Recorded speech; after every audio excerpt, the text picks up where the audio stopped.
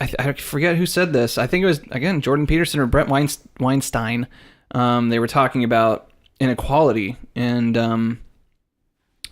they were how it's like if you're on the bottom, it's really hard to get out, and it's really hard to, because like worse and worse things keep happening to you. But if you start to do good, start to do better, start to do good, more good things are attracted to you. It's like this weird fucking universal law that we're all sifting through. Yeah. It's, because you open yourself up. Like if let's say this episode of this podcast goes viral. Yeah. Like, and then that's going to open up a whole new world for me. If that, if I don't fuck it up, which in all odds it will. But I'm just saying, like, that will create more and more opportunities and stuff. Those opportunities will create opportunities. Same thing with music. You get signed to a band, and the band does really well, and then everyone starts to like you, and then you start touring with other bands that are doing really well, and that kind of just does really well. And meanwhile, you're no different than the other band. You just had a different opportunity. Right. Exactly.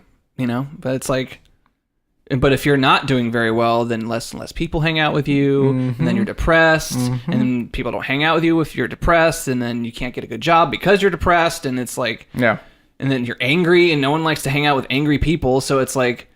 But you know what's crazy? All of that is your fault. What do you mean? People don't ever want to hear that.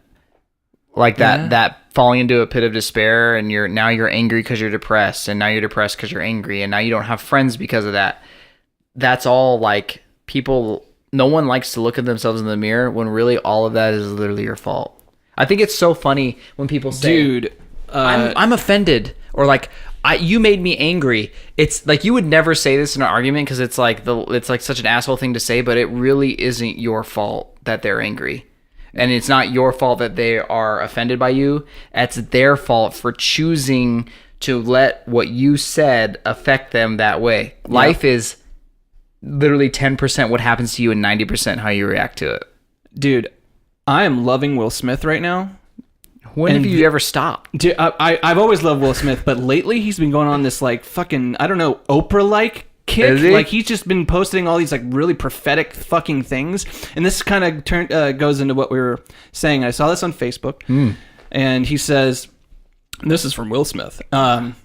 Big Willie He style. said, I was just having a debate with a friend of mine, and we got stuck on the difference between fault and responsibility. She kept talking about how something was somebody's fault. It's somebody's fault. And I was like, it don't matter whose fault it is that something is broken if it's your responsibility to fix it. For example, it's not somebody's fault if their father was an abusive alcoholic. But it's for damn sure their responsibility to figure out how they're going to deal with those traumas and try to make a life out of it. It's not your fault if your partner cheated and ruined your marriage, but it is for damn sure your responsibility to figure out how to take that pain and how to overcome that and build a happy life for yourself. Fault and responsibility do not go together. It sucks, but they don't. When something is somebody's fault, we want them to suffer. We want them punished. We want them to pay. And we want it to be their responsibility to fix it. But that's not how it works, especially when it's your heart. Your heart, your life, your happiness is your responsibility and your responsibility alone. As long as we're pointing the finger and stuck in whose fault something is, we're jammed and trapped into victim mode. When you're in victim mode, you are stuck in suffering. The road to power is in taking responsibility. Your heart, your life, your happiness is your responsibility and your responsibility alone. And I was like, holy shit, Will Smith, drop the mic. You know what's crazy though? If that's a universal truth, then you've also got to say to the woman who's sitting in court watching the man who like killed his daughter or her daughter, I know, and say, well, it's not easy. It's my fault. I'm mad at you. That would be really hard. Be like, you took my daughter away from me, but it's my fault that I'm upset.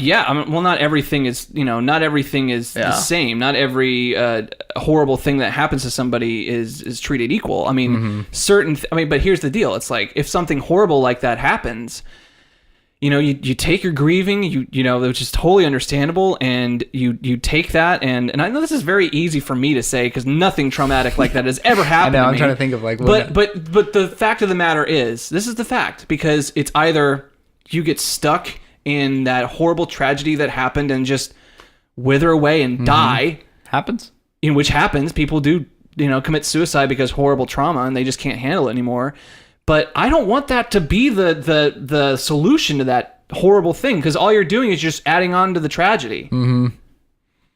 It's like, because no one wants to see you die too. No. Well, depends on who you are. If you had a hand in it, or maybe, yeah. But that's a universal truth. It has to be, because the opposite is death. Like death. Like you have no reason to live.